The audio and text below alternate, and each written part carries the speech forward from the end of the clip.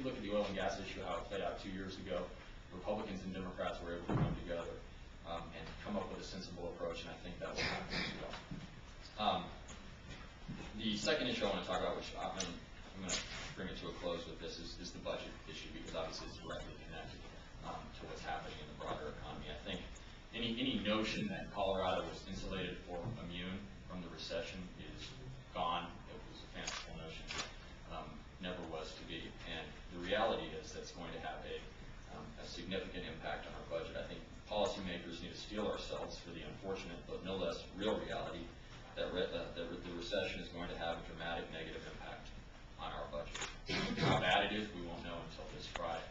But I applaud the steps that the governor has taken in the short term to force departments to take a look at cuts.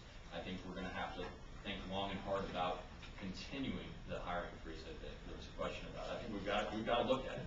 The reality is every dollar we spend growing government, hiring new employees, putting the pay raise, is a dollar we can't spend on higher education. It's a dollar we can't spend on Medicaid. It's a dollar we can't spend on transportation, correction, and the other important programs. And so this recession is going to force the General Assembly to tighten its belt and prioritize, which is what most folks are doing in the private sector.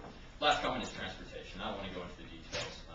Peter mentioned it. There is a really important bipartisan conversation that's underway, and I applaud them for doing it. The reality is the Democrats have control of all of the levers and power. We've reached out to them, they've reached out to us, and I really hope, for the sake of good government and the confidence of the public in their government in the state of Colorado, that we can have a transportation package that moves sooner rather than later, again, so we can fix the roads and bridges that need work so desperately, but also to stimulate job growth. There's that word again, at a time that our state needs it so much. So with that, appreciate the opportunity to be here and look forward to it.